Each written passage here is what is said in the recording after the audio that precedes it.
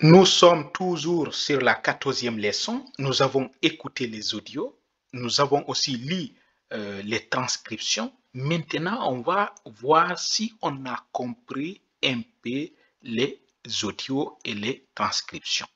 Donc, on voit ici l'image 1, 2, et puis 5, 6. Et voici encore 3, 4, et puis 7 et 8. Et voici maintenant un exercice qu'on nous a demandé à faire. Sehen Sie die Fotos an. Regardez les images. Was meinen Sie? Qu'en pensez-vous? Sprechen Sie et dites ce que vous pensez. Wer hat Geburtstag? Qui a l'anniversaire? Wer schenkt die Hausschuhe? Qui a offert les chaussures de maison? Schenkt, ça vient du verbe schenken, offrir.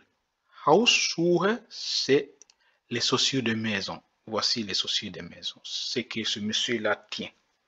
Donc, on voit encore ici la troisième phrase. Wer schenkt den Hula-Hoop-Reifen? Hula-Hoop-Reifen. Ici, c'est un cerceau. Qui a offert le cerceau? Donc, sur cinquième image ici, photo 5, sur l'image 5, Warum sehen alle traurig? Pourquoi tout le monde est triste? Traurig signifie triste. Prenez note, c'est très important. Prenez note. Warum sehen alle traurig? Traurig, triste. Si par exemple vous voulez dire vous êtes triste, ich bin traurig. Je suis triste. Donc sur l'image 7, was erzählt Tim? Que raconte Tim? On voit ici sur l'image 5, oui, tout le monde regarde triste. Si on compare 5 et 6, on voit vraiment une différence. Pourquoi?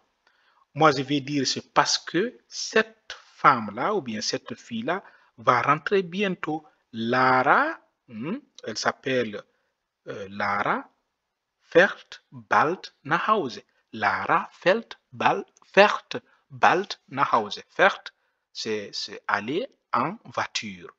Fahren, aller en voiture. Donc, elle va aller bientôt à la maison. Elle va rentrer bientôt à la maison. Pourquoi? Parce que le cours de la langue allemande est terminé.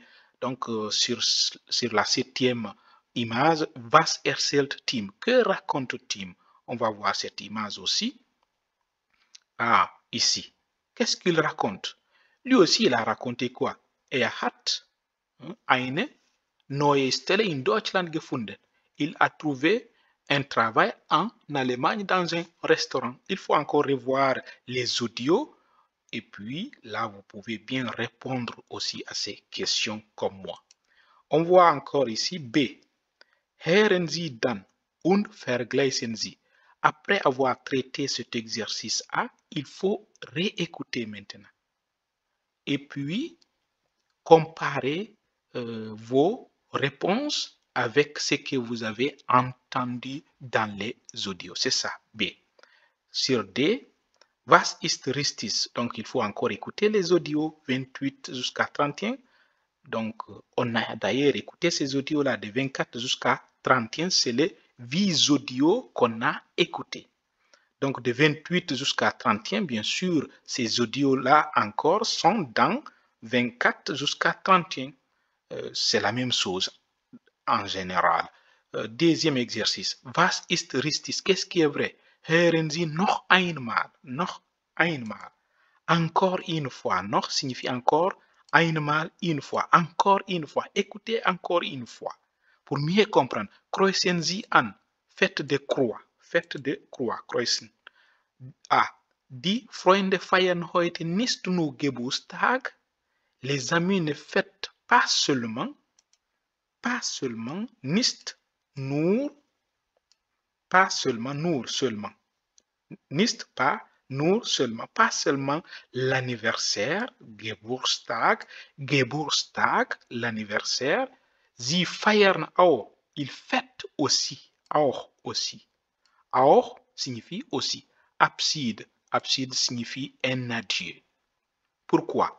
Lara und Tim fahren bald, bientôt, nach Hause. à la maison. Nach signifie à Hause, maison. Voilà. Ou bien, Sophias neue Arbeitsstelle. Arbeitsstelle, c'est un travail. Elle a trouvé un travail. Neue, nouveau. Elle a trouvé un nouveau travail. Est-ce que les amis sont en train de fêter un anniversaire et aussi un adieu, ou bien ils sont là pour fêter le nouveau job ou bien le nouveau travail que Sophia a trouvé. Moi, je vais dire qu'ils sont là pour fêter non seulement l'anniversaire, mais aussi un adieu parce que Lara et Tim vont rentrer bientôt à la maison. B. Für Walter ist Lara wie eine Schwester, Tochter. Pour Walter ist Lara et Lara wie. Wie ici signifie comme. Une. Comme une sœur. Schwester signifie sœur. Si je vais dire ma sœur, meine Schwester. Ou bien Tochter. Tochter, ma fille. Si j'ai une fille, par exemple, je peux dire meine Tochter. Meine Tochter. Donc, si j'ai une sœur, je peux dire meine Schwester. Ici, c'est Schwester, une sœur.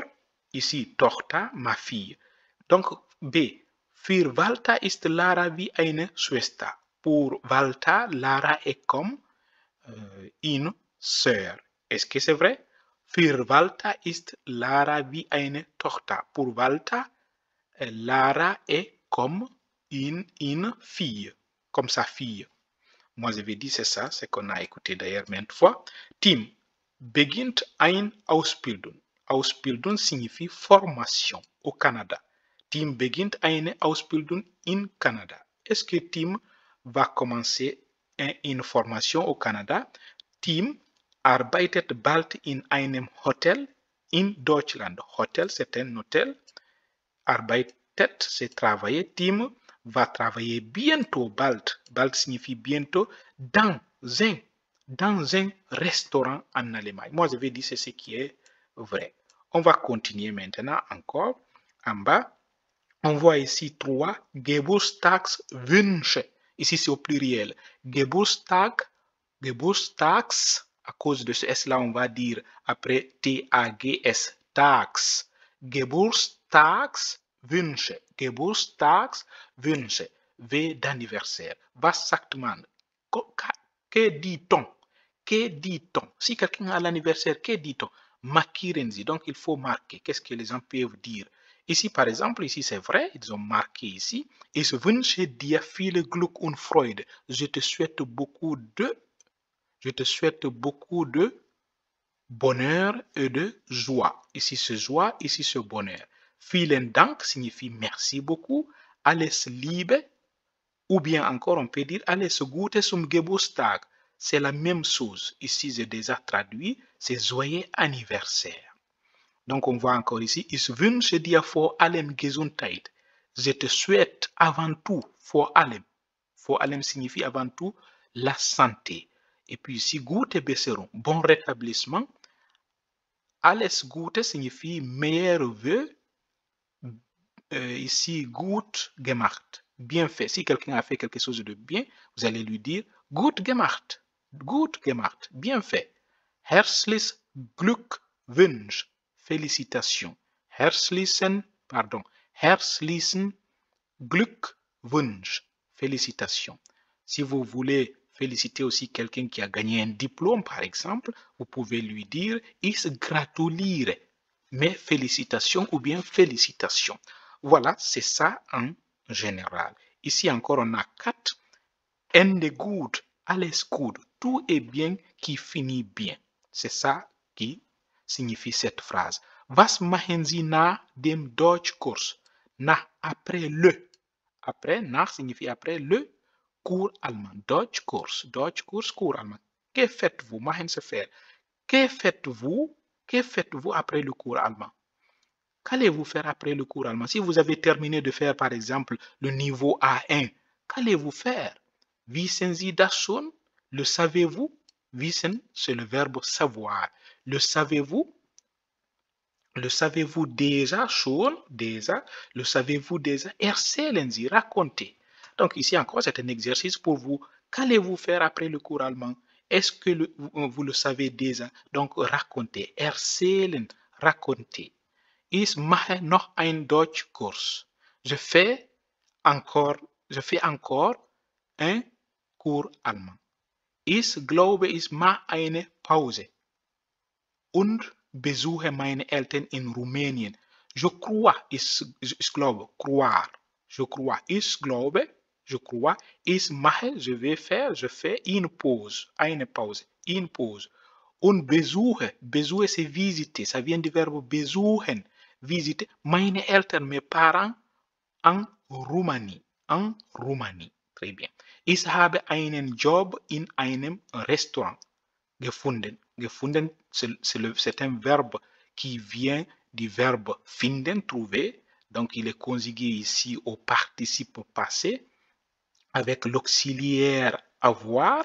Donc, on va le conjuguer au participe passé. Donc, c'est le passé composé. D'ailleurs, les deux là, ils forment le passé composé, mais nous allons voir ça peut-être dans la leçon. Ou bien on a d'ailleurs vu tout ça précédemment dans les autres leçons. Ich habe einen Job in einem Restaurant. Restaurant, c'est un restaurant. Gefunden. J'ai trouvé un travail, job, ce travail, dans un restaurant. Gefunden, comme je disais, trouvé.